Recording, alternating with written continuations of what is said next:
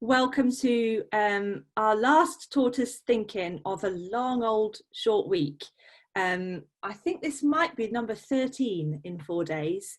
So speaking from the perspective of someone who's done quite a lot, I'm particularly interested in what Claudia and Tommy have to say about whether doing less might make me slightly happier.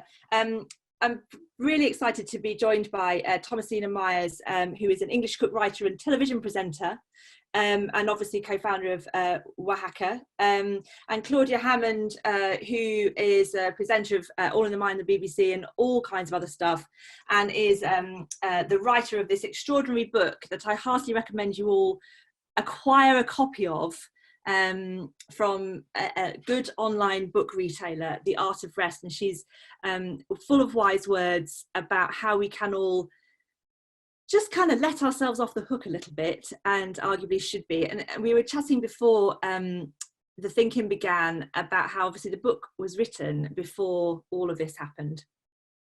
And reading it now, it all takes on a slightly different shape.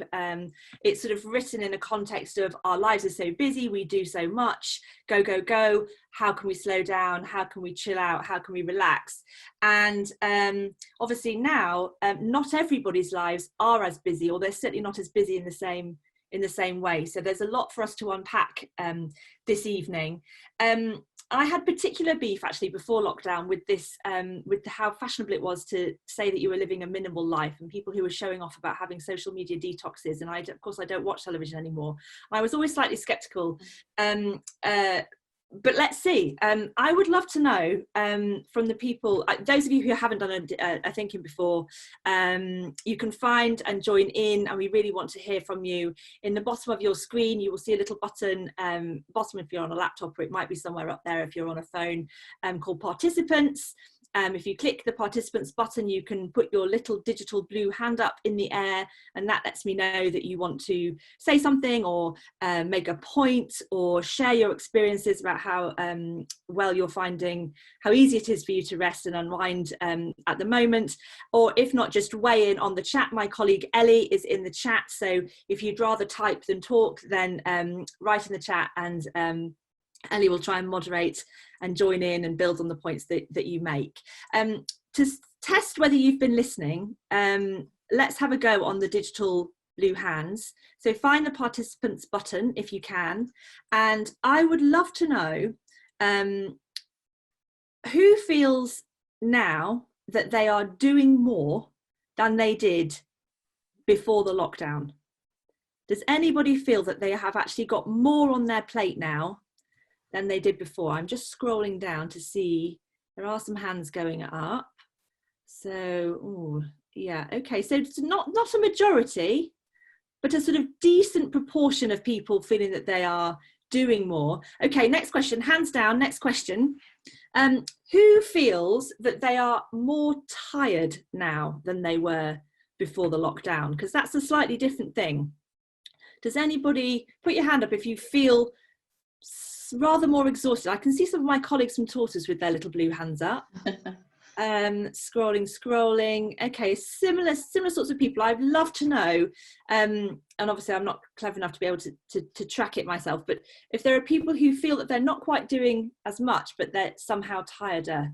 There have been days during lockdown when I felt that way. I'm going to start off, because I do hope this evening is going to be an opportunity for people to sort of share their own experiences and how they're coping and how they're feeling. What are we in, week 7 now? Week 6, week 7? I mean, it feels like a long time.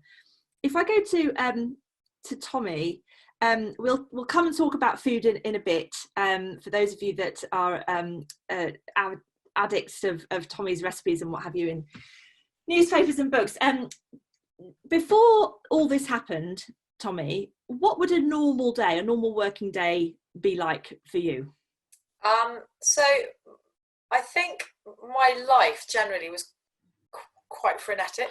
I tend to be really bad at saying no to things. I get excited by ideas. I get excited by projects, and also I juggle quite a lot. So I am the trustee of an amazing charity called Chefs in Schools, which is doing brilliant work at the moment, feeding underprivileged kids. I obviously have 3 days a week. I'm doing Wahaca stuff, testing recipes and talking to my chefs and doing strategy. I have a column in The Guardian. I'm involved in a few other charities. And then I'm really interested in the Soil Association and where our food's going to be coming from in the future, how we all eat and how that's connected to physical and mental health, but both for us and also really for the planet, I guess, how it's all linked up. So I guess, and then I've got my kids. So it's a bit of a juggle, and my poor husband, who sometimes feels like he comes down at the bottom of the list. So I think my normal day could be running into the restaurant, could be running around the different restaurants, could be cooking, could be testing recipes, it could be doing a talk. It's really varied, and often stretches into the evenings as well. Yeah. So I think definitely, Claudia is someone someone I need to kind of listen to a lot. And I think actually before lockdown, I definitely am always aware that I do too much. And it has been interesting in lockdown. I've definitely done more of some things. There's a whole lot of housework I'm doing that I don't do normally so much of. And it is extraordinary how filthy a basin gets. I'm finding particularly fascinating how filthy a basin gets so quickly. But I am reading more. I've found since my last child, my third, I had a massive effort to read more, and I'm really focusing on that at the moment and trying to carve out the time for reading, which that itself is fascinating, and a rather beautiful segue to come and talk to Claudia, almost like we planned it, which we absolutely didn't. So Claudia's book, The Art of Rest, is sort of the rubric of it is it's based around this huge piece of research, 18,000 people, 135 countries, called the REST test. Claudia, would you sort of just let us know what the REST test was in a nutshell, and why reading is a big thing? Yeah, so the REST test was an online survey that a group of psychologists we were a part of a group that was in residence at Wellcome Collection in London, and we had 2 years, not full time I should stress, to study rest in all sorts of different ways. And one of the things I really wanted to know was, what do loads of people think about rest, and what sort of things do they find restful, and do they want more of it, or do they think they get plenty of it? What do they really think is the essence of rest? And so this was an online survey, and we launched it on the programs that I present on BBC Radio 4 and on the World Service, and then waited to see if people took part, and 18,000 people did. And we found that 2/3 of people said that they wanted more rest, and we found higher well-being levels amongst those who didn't want more rest than those who did. And one of the main things that we asked people was, what are the activities that they find the most restful? And I've based the book around a kind of counting down backwards, Sunday chart style, or Fridays now, counting down the top 10 activities for which people find most restful. And fitting in rather well with Thomasina, reading was number one in this, was the thing that more people said they found restful than any other, which we were surprised about, because reading does involve some cognitive effort. Yeah. It's not just lying on the sofa. It's difficult. It is interesting to me, as somebody who sort of self-defines as a reader. I go through phases where I read avidly and phases where I just can't. I really struggle to pick up a book, and at the moment I'm in a struggle to pick up a book phase of my life. Why, Claudia, is it so hard to rest now, particularly? Yeah, so I think resting is difficult anyway, all the time. I think one of the things about resting is that many people say that they feel guilty when they rest. So 11% of people said that they felt very guilty if they rested at all. But I think also there's become a kind of a certain status up being, busyness has become of a state. If people, life, what have you been doing? How are you? I'll say, oh, I'm busy, a bit too busy. In fact, I still say that now. But in one way, that feels true. On the other hand, how much is it also a kind of a claim to status of sort of saying we're very busy and have got all these things that we must do, so it shows that we're important. And in fact, there are studies showing that people do like busy people better. People do think that busy people are better at things. And so in one study, they gave people sort of fake Facebook updates, status updates of somebody called Sally. And in summer, really busy. She wasn't born. She'd say she at 5 p.m. I work on a Friday and that's it for now. On another day, she'd say having a long lunch break. And then there was a busy version of her. And they asked people what they thought of her. People didn't say that her status updates were rather dull, really, but never mind. What they said was that they liked the busy Sally Fisher. They thought that she was better at her work, that she was probably better at multitasking, and that she did a more interesting and meaningful job. And so I think because we almost hold busyness on a bit of a pedestal, then because we put it on a pedestal, be busy ourselves, we should be guilty about. I think resting is associated lonely with laziness, and so I think that they feel that it's not quite right to spend time resting, and that it's something that they shouldn't really be doing. Whereas I think what we need to do is to take more notice of rest, because it can affect our well-being so much. And I think especially at the moment, I think it's a really interesting situation, and you know, the audience tonight demonstrates this, the people who you know, say they've been and have got to trying to film, and there are others who are busier than ever because they're trying to homeschool and do their work from home with all the technological challenges that can bring, and all the interruptions and trying to concentrate and so on. But there's also, we know what's going on outside in the outside world, so there's a kind of under anxiety, things are not going there, and that we sort of shouldn't be resting, particularly when we see pictures of doctors and nurses working really, really hard and in horrible conditions to try to save people and do the right thing, and others and bus drivers working hard and so on. And then it feels even worse to sort of think, oh, well, what I'm going to do is have a rest. But I think we need to giving ourselves and saying we haven't got to do lockdown. You haven't got to necessarily, learn the piano and another language and cook the most amazing things unless you want to, and unless you find that restful.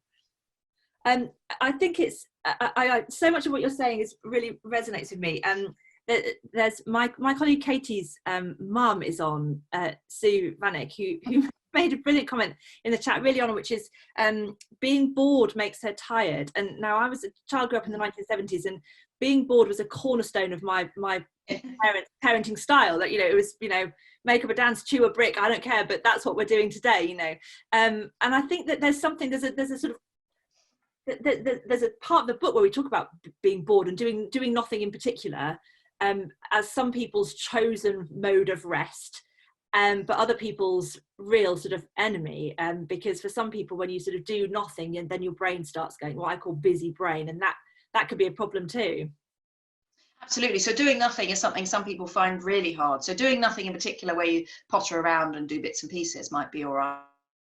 But absolutely doing nothing. So, sitting on a doing nothing is something people find really difficult. And there's a famous experiment that was done a couple of years ago about this that people might have heard of in the States, where they got people to sit in a room for 15 minutes and they had to do nothing at all. They had a table and chair, no phone, nothing to read, no paper to write on, and they were just supposed to be alone with their thoughts. But the one thing they had that they could do if they chose to was that they had a sort of anklet around their ankle, which was attached to some electric shock equipment. Oh my God. And if they wanted to, they could give themselves an electric shock. Now, beforehand, they all tried it out, and they only chose the people for the experiment who said that they would pay not to have another of these electric shocks. So the people who didn't like it. And then they waited to see what happened after the 15 minutes. And quite a lot of people did decide, rather than do nothing, they would give themselves an electric shock. And so 71% of the men and 25% of the women gave themselves at least one electric shock. Now, one man gave himself 191 electric shocks in the time, which is quite fast going in 15 minutes, but that's up to him. But I think it does show that we don't necessarily find it easy to sit and do nothing. And I think that's why some of the activities that people told us that they like best, that I looked at in detail, I think some of those activities are things where we can feel a bit like we're doing nothing, but that it has some use to it. Yeah. Like having a hot bath, for example. Yeah. Having a bath, a lot of people put that down because you get to lie there and do nothing. Hopefully no one interrupts you. No one expects anything of you. You've got permission to do nothing. You've got permission to rest, but you're getting clean, and that's an important thing. So you can feel like it's something you think. A lot of us find it very hard to give ourselves permission to rest. We think we should be, achieving something all the time, even in these situations now where really you know, if we can just get through this, we should be congratulating ourselves on that and not expecting too much of ourselves. Yeah, and I'm going to come to some of the people who've been making some remarks in the chat. Lisa Gershon made a quite striking remark, Lisa, if you're there, about your state of mind and how easy it is to rest or not when you are grieving. Yes, so first time speaking on the Thinking, but I've attended many, so thank you all. Hi, everyone. I think everyone's in their own little micro world, and if your micro world has been affected by grief on many, many levels, and there's no rituals that you can actually undertake that are comforting, they serve a purpose, not even on a religious way, just on a human contact, being able to reach out to your nearest and dearest, then you have all this time, but it's quite agitated, and then you have to find a whole new way. So I work very hard, and I've had no work since lockdown. I'm enjoying that. It feels like a sabbatical, or it would have done had I not had many unfortunate deaths. I don't like euphemism, so that a lot of people have died in my little world. And I'm concerned that when we all go back gradually, how that will affect those who their worlds are completely changed. The world will continue, and how and where and when do we come together as a community to have that time which is resting time rather than agitated time. So sleep, I don't have to get up early to go to work, that's great, I'm enjoying that, but actually it can be very discombobulating. I don't know if anyone else is finding that. It's what you do that feels both safeguarding of yourself. I think Zoom is great, but it is two-dimensional. You know, you only see from sort of here up. Yes. You don't know what's really going on in somebody, and I think we need to be careful that Zoom is brilliant, and I hope it will continue to serve the purpose it should do of, you know, not making transatlantic flights for a one-day meeting, etc., etc., etc. But actually nothing, I work with people all day, nothing works the same when you don't have that contact. You know, reading, cooking, music, art, thank gosh for the art. What would we do if there wasn't this? What would we do without Traviata tomorrow with, you know, Renee Fleming singing? Yeah. These are really fundamental, but what is missing is our small world being in our slightly bigger world. Yeah. And if you haven't had that grief, I mean, before this happened, I enjoyed the time off a lot more than I am now. Right now, I just want to go and embrace my aunt, embrace my friends who've lost their husbands, partners, children, etc. And so it's not restive, it's not restorative, it's stressful. Yeah. That's my take on it for now. Thank you so much, Lisa, and I'm so sorry you're having such a horrible time. It's just thank you. Yes. It is really awful. Really awful. I'm going to go to Nikki. I have to say, this is what I love about Tortoise Thinking, that I'd started thinking we'll have a nice simple chat about resting and how we can all recover, and then in the first sort of 4 comments in the chat we've gone big on class, gender and religion, so that's what a Tortoise Thinking is all about. So is Nikki there? Nikki Gorb, you've mentioned hi Nikki. The one day I look like a mess. I've been on these things so many times. I look a mess today, goodness me. So that's again, that's part of it. You've done gender and religion, so you pick which one do you want to weigh in on that. I think the religion one is interesting because somebody made a comment about the Sabbath, and I'm a reformed secular Jew. I never really am very religious, but there was something as a student, and I have 3 jobs. I work 2 for the NHS and 1 private practice.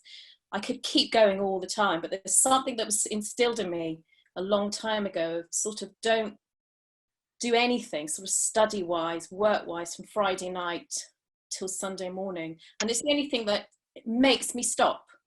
It's sort of that tradition has helped me find a space in which to do things which I enjoy. Even if I have to do the housework, I don't think it is work, but it's not that kind of, I've got a deadline, I've got so much to do. So it keeps the stress levels down. So maybe we can, you know, with what's happened with, you know, shops opening Sundays now for everyone. I think Sunday also used to be a time when everyone sort of just stopped. So it would be wonderful to, like the person Lisa was talking about, a time to just rest and stop and process. I wonder if we can somehow, as a community of people, bring that back into our lives somehow on a more national level. I don't know. Anyway, those are my thoughts. Yes, thank you, Nikki. And one of the sad things, I think, many sad things about the lockdown period is that all the days are the same. We don't have that light and shade anymore, where you sort of hit Friday night and you're a bit like, yeah, let's, you know, it's Friday, and then Sunday afternoon is so that sort of light and shade. And actually, your book talks, Claudia, doesn't it, about how the contrast is from busy to resting is an important part of the whole mental process. Yeah, the contrast is really important, because one of the things we found was that if people, we asked people how much rest they had the previous day, and we could look at their well-being level. And we found that if people had had very little rest the previous day, their well-being levels were low, but they were also low if they'd had almost, if you like, too much rest. So if they'd had 11 or 12 hours of rest the previous day, their well-being levels were lower. Now, this might imply that perhaps they didn't have enough to do. They didn't have the things they wanted to do, or the connections with people, or perhaps they were unemployed and didn't want to be, or didn't have opportunities to do things. And so enforced rest, which in a sense is what some people have now, is something where people feel restless and unhappy. And I think part of that is what we're seeing now, that we're not really choosing to necessarily live in this way, and that contrast is really important. And so I think the weekend point is really interesting, because I think one thing that is really valuable to do now, if people can, is to, if they're not working during the week now, to try to make it so that there is some difference between the weekends and the weeks, so that there's still those markers in time of the weekend going by, but that also it feels a bit different somehow, by, you know, say deliberately deciding to do something social on Zoom, although it's not the same, I completely agree, on a Friday night and a Saturday night, but something that makes it feel a bit different, because we do need those markers on time, and we need the contrast, and it is the contrast between the rest and the busyness that can make rest so lovely, but so not lovely if it's imposed on you. You know, people, if they're in prison, get a lot of time to rest, but they will tell you that that is not something they're enjoying while they're there.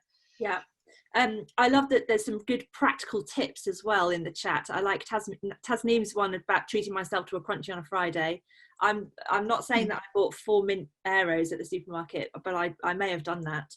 And let's go to Amanda. I love what Amanda's saying about mealtimes. Then perhaps we'll come back to Tommy for some food tips, because an event moment, hi Amanda, for a meal is a lovely way to sort of get a bit of shape to the day. Yeah, I find that I've been creating all these little rituals. So I've been working at my partner's table, and we eat here and we work here. And so when we're done, I'll clear it off. I'll put out the placemats. We'll eat, and then I'll clear it again. And so it feels like I'm in a different place, and I'm sort of going to lunch. And then at the end of the day, I'll usually change my clothes, admittedly into sweatpants, you know, because I want to go into something comfier, and it actually feels like a different time of day. And those little things have been, I've actually really quite enjoyed them. I have to say my days haven't felt like they're all blending into one another, but I do really try and fixate on what's different about each day, whether it's like the weather or the kinds of things that I'm working on, or if I'm talking to a friend, and that's really helped me. Yeah. Are you cooking differently? Are you eating different things, or are you just doing the meal in a different way? I love to cook, and I've been cooking that much more. So I totally obsessed. I get an odd box, and I have to figure out every week how to use up the different vegetables given what's in the cabinet. And it's been a bit of a logic puzzle, and I've used it, since I have more time to cook. I've been experimenting with different recipes. I was really thrilled to come today. I posted in the chat, I'm a huge fan of Thomasina's recipes, and that's actually been one of the real highlights, is like trying different kinds of foods. Yeah. Although I definitely, like everyone else, have days when I just don't feel like cooking much. And it's quite fascinating, like what you get tired of and what you fall back into. So I'm a huge reader, but I've struggled to read a lot during this time period. I'm a huge cook, and that's been something I've really sought solace in. I think that's because I can also just sort of let go.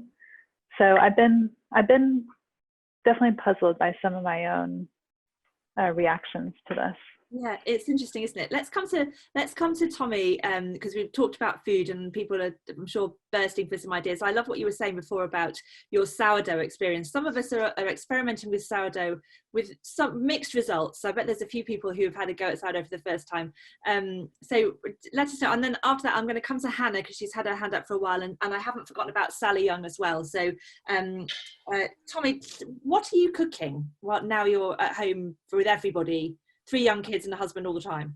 I mean, I'm cooking a lot. I'm definitely cooking a lot. I think demarcating the time is really important, actually, echoing previous comments. On Friday night, and today is really Friday, I guess, because tomorrow's bank holiday. Yeah. And, you know, we are going to take it a bit easier tomorrow, because why not?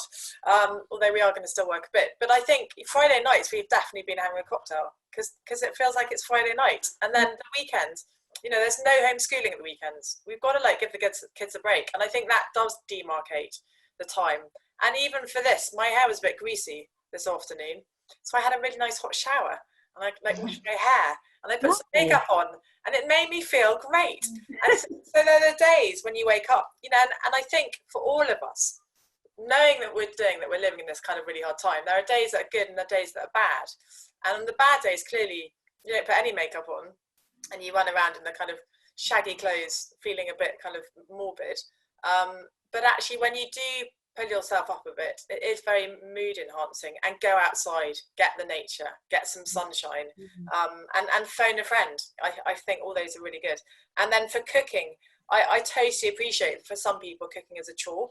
But I'm really hoping that people are, I think, like anything, like if someone was to tell me that I had to sing in front of all of you or paint a picture, I'd start feeling very anxious. You do that at the end, Tommy. You can sing at the end.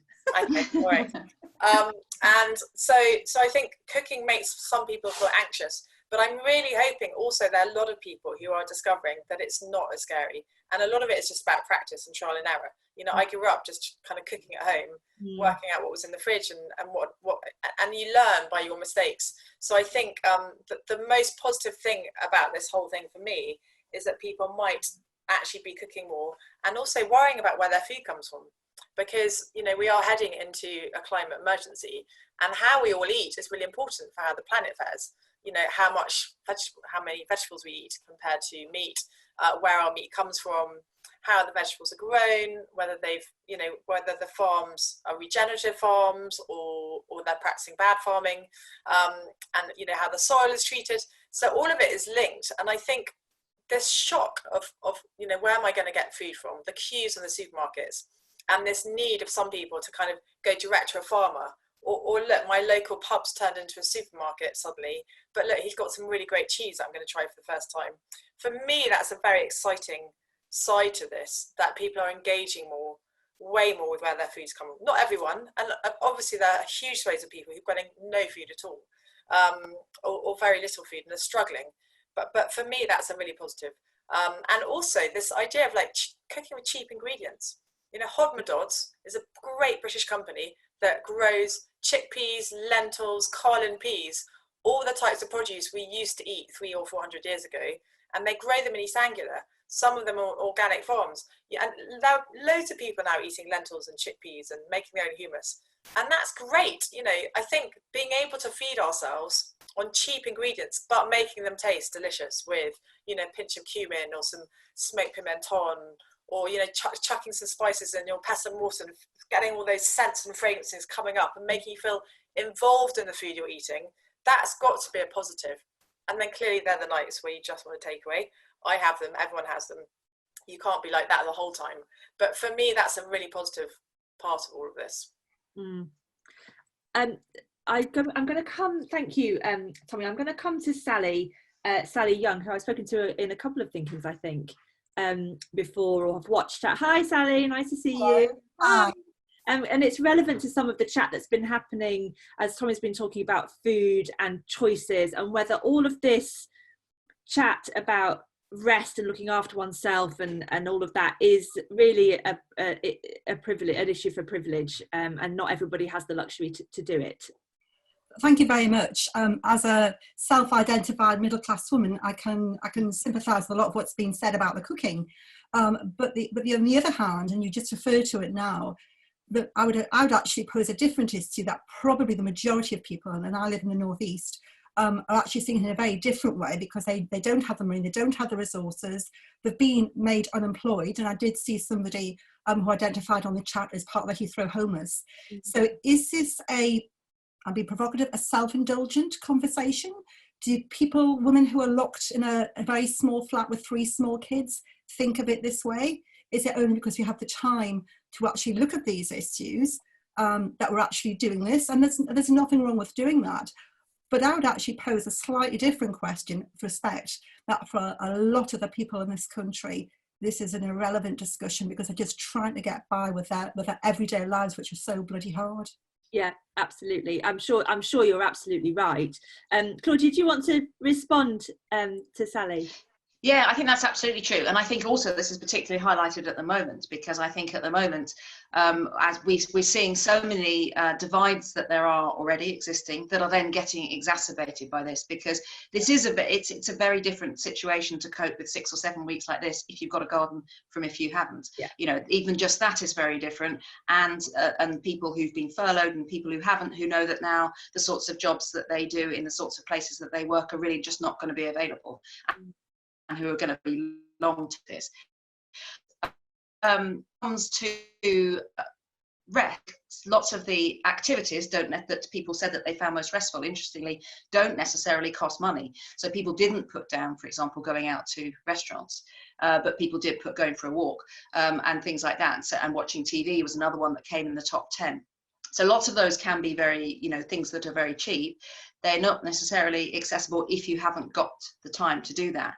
But then what I do is also give, quite a lot of tips about how to find some rest in very difficult situations.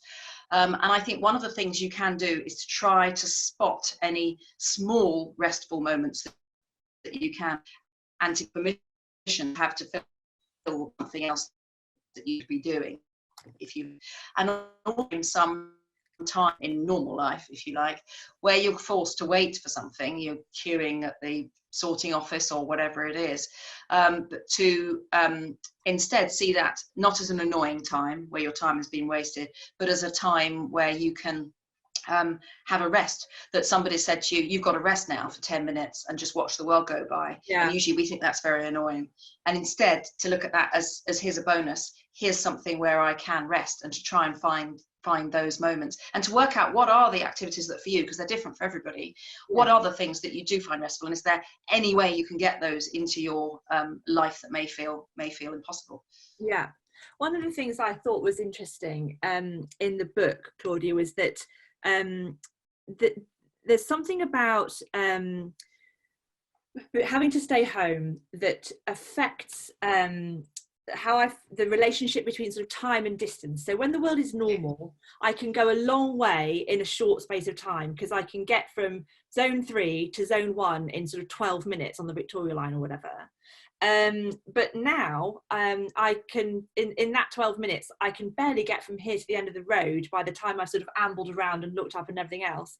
And it's a weird thing, because my frame of reference is so much smaller now. The idea of commuting from here to London, it just feels like an enormous effort.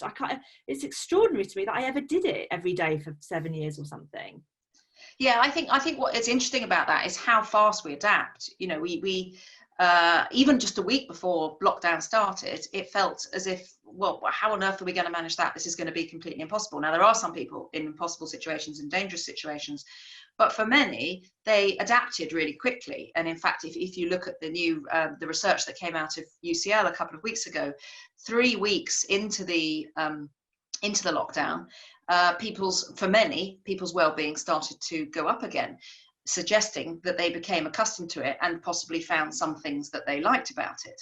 I've been doing lots of programs about the mental health issues and lockdown, and some people with serious mental health problems have been telling me that they've found it slightly easier because people aren't expecting things of them anymore. Mm-hmm. And that the whole world is having a more limited life, a bit like the forced to have at that moment, that they don't feel that there are these expectations and that they're missing out on things, and that this feels the easier time for them. So I think what we will then do, because we're so adaptable, is when life one day goes back to normal, or gradually gets back to a normal or a new normal, is we will adapt again, because we are so sort of remarkable at adapting. So although it feels sort of impossible now that you could be going on a train or the tube and that feels really weird, when it comes to it, you'll quite quickly get used to it. The journey in will feel weirder than the journey back home again, even on that same day, because what is really remarkable is how we adapt to these things. Yeah, absolutely. What I find fascinating about all of this is that it feels that, for the moment at least, the world is a softer, gentler place. We're all thinking about the people who are finding it hard to eat. We're thinking about the people who work in the NHS. We're thinking about the bus drivers. And I'm working across a number of charities, and we've found across all of the charities that they have been getting more donations, and they found it easier to access donations. Now, I know that's not true across the whole piece, but you know, the Chefs in Schools charity I work with, whose remit is to improve how the nation's children eat, you know, by tackling the kind of food they get at school, by putting proper chefs in and feeding kids who would otherwise eat rubbish, proper food. And they have found that way more people are hearing about them, and way more people are interested in them. So my interesting kind of takeout is, are we going to keep this softer, gentler side, or can we try and keep it? Because the prevailing model in the West is one that economic growth is always good. But economic growth is not always good if you look at the environment of biodiversity and species extinction. And it definitely hasn't been good for the schism between the rich and the poor. So perhaps this kind of forced sabbatical from the economic growth engine, you know, might just do something. And you know, the positive would be that we're still thinking about how people are eating when we come out of this, and we're still going to be thinking about the inequality, and we're going to be working together at trying to fix some of it. Yeah. Tommy, just while I'm thinking about it, tell us a bit about staying in the book. I just spied on your Instagram today, so I was like, oh, I'm glad I've spotted it. Tell us all about the thing.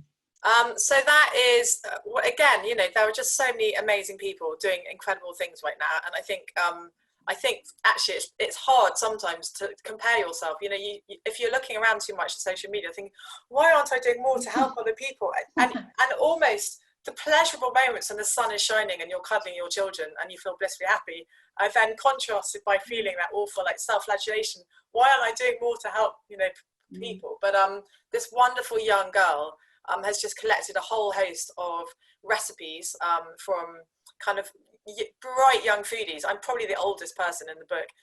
Really brilliant food writers like Anna Jones, Gizzy Erskine, who are kind of big on social media. And she's pulled together a book in 2 weeks. She's a food photographer, so she's amassed kind of 30 recipes from a whole range of people.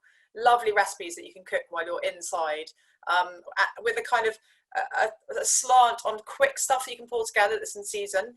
And then if you're more involved in things like you want to make a sourdough starter for the first time, or make your own labna, a few recipes like that too.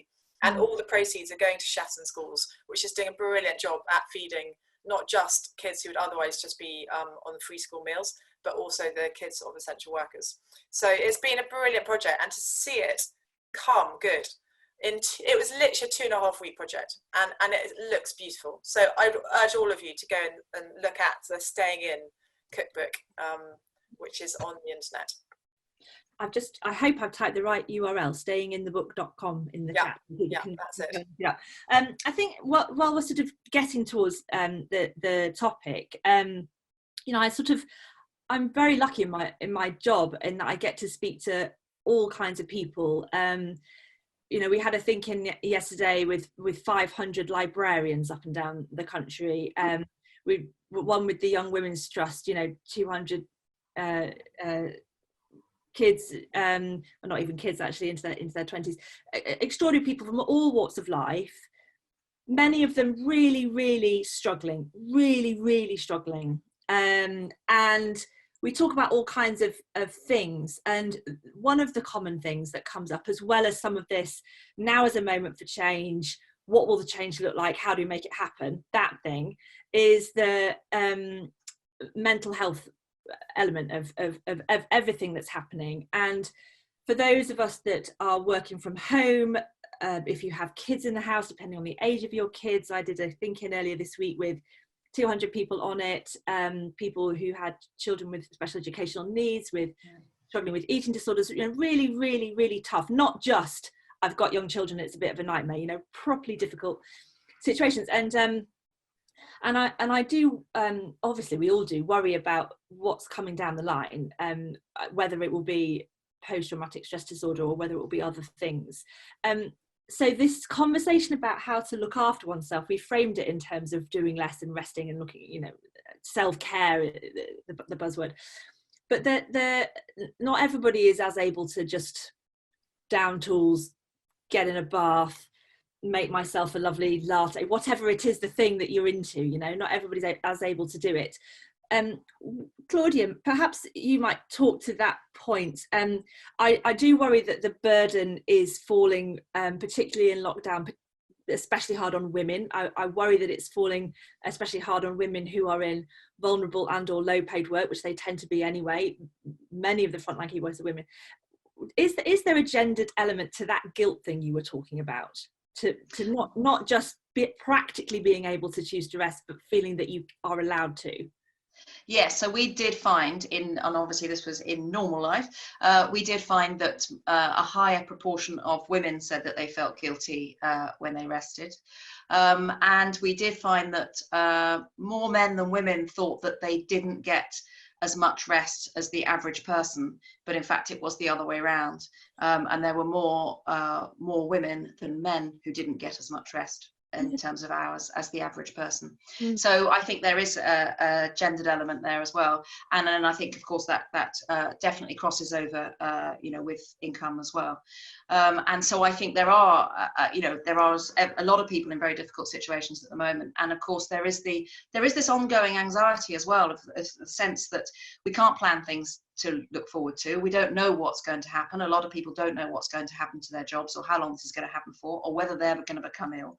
And so I think that this underlying anxiety is very difficult for people to cope with at the moment, and that which can of course then make it hard to relax, even if people do find that they're lucky enough to have some time to.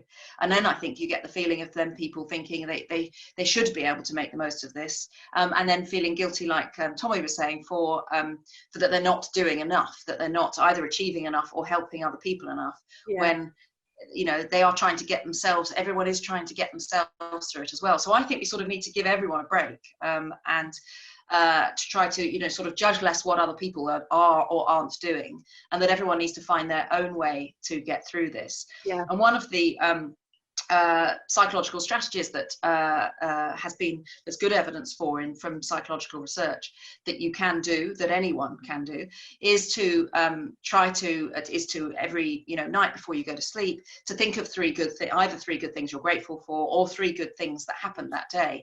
And what is amazing about that technique is that it's not just to make you think of something nice before you go to sleep, which is obviously a nice thing, but because you're going to think of this thing, people very soon, within a few days, and you can notice it in yourself. So I started doing this on the first day of lockdown very deliberately, and then noticed it very quickly within yourself. You start looking out for the good moments during the day, which might just be a conversation with somebody, or something you've seen where someone's been really nice to somebody and you think, oh, isn't that heartwarming, isn't that nice, or that one meal was enjoyable, that something was nice, and you find yourself starting to look and even discussing with other people, what are my three things going to be, what is it I'm going to be I can say.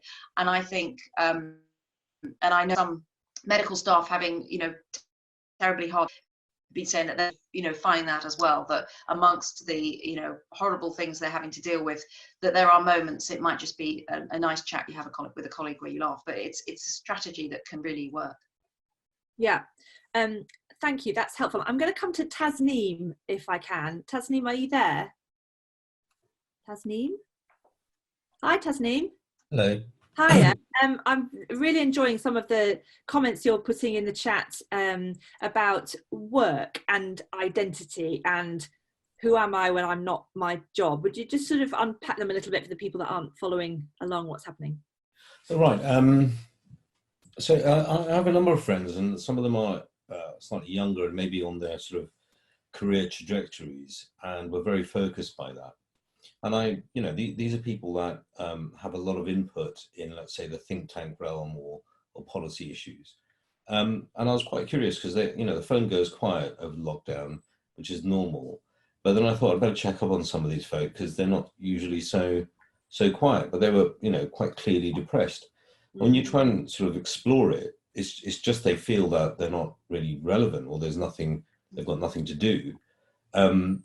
And it's been such a long time, I guess, where they have thought about who they are as opposed to where they're going, that they don't really know how to refocus on their own, really.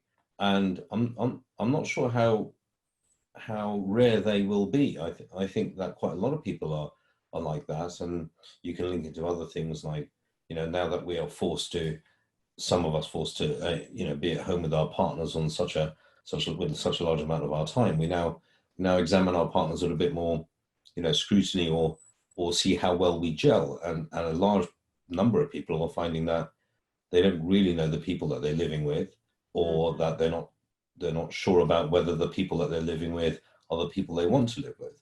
And some of that has turned into, domestic violence and things like this. That we've seen that on the increase, but happily for others, they're mildly surprised that they're not, that they're getting along quite well. So I think the lockdown and the pressure cooker environment that's been created is going to create sort of extremes rather than an easing. But it will also be something that will all, that we'll all have to reflect on.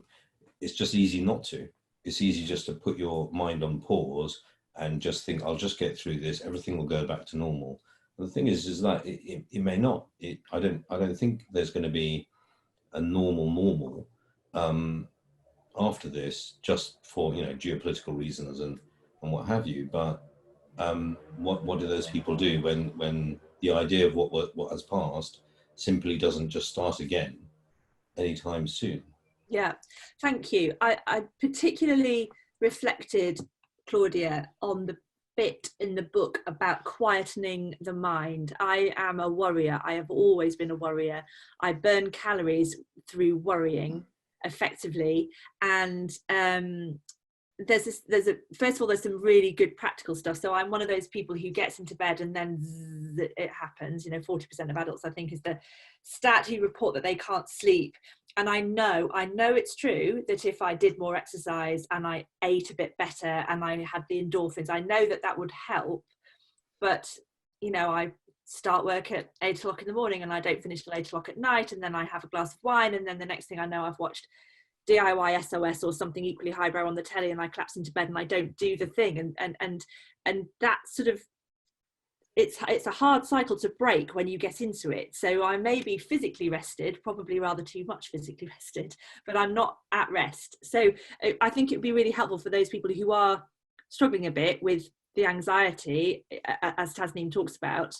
What are the things you can do to switch off up there? Yeah, so one of the things people will have, heard a lot of people recommending at the moment is not to consume, too much social media on the virus, and to choose something that you're going to listen to or watch or read, once a day, maybe, and only once a day, to find out what's happened. Things are not going to change that much between morning and afternoon, and you can constantly find more and more negative things if you want to, and so and also things that aren't true as well. And so I think people should be really careful about how they ration that, because otherwise you get your phone and you look at something for a while and then you feel sort of sated by that, but then an hour later you might find yourself feeling more anxious again, and then you look again, and that's it's not a good thing to do. If you find yourself worrying a lot, there's some very good research that came out of the Netherlands, where they were actually working with people who were feeling suicidal, but then decided to try to use the same techniques on anyone who found themselves just worrying a lot. And one of the things that he did was this clinical psychologist was to get people to set aside a time each day when they would worry. And you set aside your worry time, and you can start by doing it twice a day for, say, for 10 minutes or so, for 10 minutes, and you sit at the table and you worry, and you write down all the things you're worried about, all the things you think might happen with the virus and how the world might all go wrong. And then the rest of the day, whenever you want to worry about that, you think, no, I've got to save that for my worry time. And so long as you do the actual worry times, then lots of people will find that is useful. If people are trying to sleep at night and the stuff goes around in their head, some people find they're very good at mental imagery, where you imagine that things that you're worrying about are kind of float away in a cloud above your head, like in a sort of Wizard of Oz style tornado, and it might be blue or purple or red or whatever color you like, and you imagine those worries going away, and each time they come back again you try to imagine them going away again. Some people decide to imagine they're putting them in a box under their bed, but that may be too close to comfort for some people. But it's worth looking at those strategies, and also I think at the moment accepting that, some people have called it the corona coaster, that we have some days where we feel better than others at the moment, and then other days where you sort of think this is all never going to end and it's all disastrous, and then other days where you think, oh, I had quite a nice day today and actually this wasn't too bad. Now again, this will massively depend on the sort of situation that people are in, and I think with reference to what the speaker just now was saying, what Tasneem was saying, that I think there are particularly some young people who feel very thwarted at the moment in what they were going to do, that they're sort of stuck. Many of, in their 20s and have gone home to their parents, and now they're sort of stuck and they can't move on with life, and are really, really missing their friends who are so important to our identity, in particular when people are really young. And so I think that people need to accept that, not sort of beat themselves up for feeling bad some days, that it is going to be like that, and then other days will feel better, and to try to work out what are the things you can do to try to make things a bit better for you, and to reach out and talk to somebody else. But to try to, you're talking about how you're too busy to do the things, but to try to move every day in some way, and to connect with somebody else every day in some way, and you could work out at the beginning of the day how you're going to do those two things if you can. Yeah, for sure. I mean, saying I'm too busy is absolutely an excuse, so please don't. I just want to come back to Tommy, because we're sort of getting into the end of the session, so we'll have to finish on the dot of 7:30. Tommy, are you a worrier? I mean, you've got a lot on your plate, and you talked just before about feeling like you wanted to do something sort of outward facing as well as keeping the show on. Are you a worrier in general or not? Yeah, I mean, I have, throughout my 20s, I battled with pretty bad mental health. So I'm very kind of good. I've got so many coping strategies with what I do when I'm having, dips and kind of, and how to come out of them. I mean, for me, exercise is completely key. And I know when the worry starts kind of going like this and the noise in the head starts going like that, the only thing that will solve it is to get outside. And I think, and I'm really interested in this self-care side of it too, because that, Claudia was really right about this kind of the myth of being busy and how it makes us all seem so successful. And, in cities, the careers and how we all should be doing these long hours. And that has become part of modern society. But now we've realized there is another way, and you can catch up on Zoom. And we know anyway with artificial intelligence that, our working days might be shortened. So, is this a good time to grasp the metal and realize that we can allow ourselves time to go out and have a walk when we're feeling stressed, or practice some kind of sitting with our worry and just be with it and just be a bit kinder to each other about it. And I think also for all these young people who are obviously stressed. I mean, I know so many people who are thinking about resigning from their jobs at the moment, because all of this brings up so many questions about the meaning of life, the future, and I think lots of people are having these questions. Again, as Tasneem was saying, who am I married to? Am I doing the right thing? And I think, again, if you reach that reading tool, now is the time to get onto, maybe not Amazon because of their bad practices, but there are lots of good, like Hive is a great bookstore, lots of good online bookstores, and find, or secondhand books as well, even better, and find books that are related to something that's interested in you. Because if you can find some time to read on a topic that you think might be something you might be doing later on in your life, it's a great time to be exploring, what if I did do something different post-lockdown? Because none of us know what it's going to be like. It might go straight, but I don't think it's ever going to go straight back to normal, is it? I mean, look at the aviation industry. So it's going to be, I think it's a really interesting time. I think there are lots of potentially positives that can come out of this. I mean, we know now that we can act really swiftly and completely change the way we live.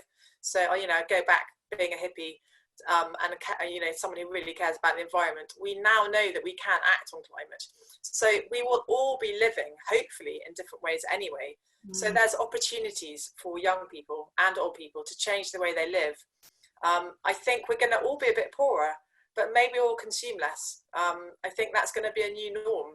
And then hopefully we can bring up the really poor into, and help them to be less poor. So that's all a bit deep, but I think these are really important things that are coming out of being locked down. An opportunity for a reset for sure. I'm going to come to Sarah Tibble because she's had a little blue hand up for a long time. Hi, Sarah. Or let me just. Yeah, I wanted to talk about something slightly different, and I think one of the things is that we can all get a bit self-interested in this time about how we're feeling, and I think most of the people on this call are probably in quite a nice kind of comfortable situation. One of the things that I think I'm really hopeful that we might end up with making stronger communities out of this, because one of the things that really seems to make people happier is helping other people.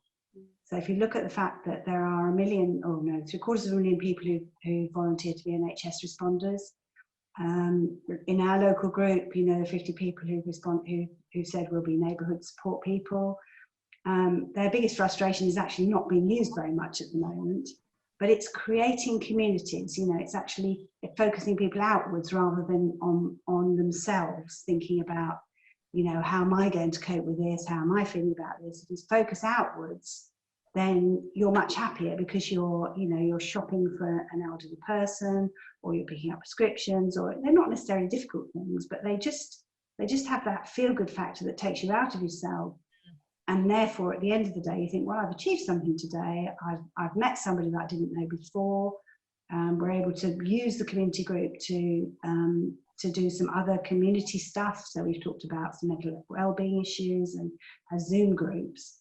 And I just really think that's important for people to recognise, is how much that will have a long-term effect as well as a short-term effect, and a feel-good factor for yourself. Yeah, absolutely. I think it's a brilliant tip, and the phrase you used is exactly the right one. That it takes you out of yourself. So to have a rest from your own, Richard Wormsley, I saw his comment in the chat. It really made me smile, where he'd sat and thought he really exaggerated the worst case scenario and did a really extra good job of catastrophizing what's the worst possible thing that could happen, and then he could work back and think, well, I could handle that and I could handle that. That's what my brain does all the time. And so to get myself out of that mindset, just to have a rest from that negative spiral and go and take a loaf of bread and a pint of milk to somebody up the road who needs it, or just go and clear someone's garden, just do anything. It's helpful. It's a sort of win-win-win-win-win. Thank you so much to everybody. We've had a much more wide-ranging conversation than I was expecting, and I've really, really enjoyed it. It's funny how sometimes the sort of softest and simplest of questions can crack open as a different way into some of the more ostensibly serious things, if you like, that we talk about at Tortoise. And as editors, we have to try and pull it together to sort of come back to some of our favourite, most important things that we've mentioned. I've tried to keep track and make notes in my book of all of the amazing suggestions that people are making in the chat of ways that they are coping, things that they're enjoying doing. I don't know if Lisa was joking about online Twister. I can't imagine how it works. Perhaps online Cluedo I could have a crack at. This thing called Dial-Up does sound like it could be a questionable dating app, but perhaps we'll give that a go anyway. I love scheduled worry time. I think that's an absolutely genius concept for me. I think Sarah was a brilliant point to end on, really, which is if we are in a position where we've got enough time to think about whether we're resting enough, then we're definitely in a position we've got enough time to think about what can we do to help somebody else. I think that's just a really good shout out or the watch out for us all. I would like to dig more into the sort of gendered elements of who is coming out better or worse through lockdown in all walks of life, regardless of class and status. I loved what Nikki had to say about religion and kind of ritual. It doesn't have to be religious ritual, but sort of a ritualistic aspect of remembering to take some time away. I think that's really, really helpful. I loved what Sue said at the beginning about watching out for when you're bored as opposed to when you're just not doing very much. I think that's a really good distinction, and that's a lovely distinction in the book we didn't mention actually, which is a contrast between mindfulness and mindlessness, where actually both is kind of okay if you do it in the right way. Being as I am, and Ellie has mocked me in the chat for my poor choice of mindless television, but I won't apologise. And then the conversation came full circle because we ended up talking about the best place to get secondhand books, which is where we started at the number one thing that's restful is reading. So again, almost like we planned it, but we absolutely didn't. Thank you so much to everybody for joining in. Of course, to Tommy and to Claudia. There's the link to Tommy's book that's been thrown together in 2 weeks by the amazing food photographer in the chat. Claudia's book obviously is The Art of Rest. It's a really good read and actually a really useful an important thing at the moment. So I do wish you all a restful evening, and look after yourselves. And there's no Tortoise tomorrow because it's a bank holiday, and we're all going to have a lie down in a dark room, and then we will come back on Monday with Bill Browder, who apparently is Vladimir Putin's #1 enemy. So slightly different conversation, but nonetheless a good one. Thank you very much, everybody. We can't clap, but we can wave. Good night.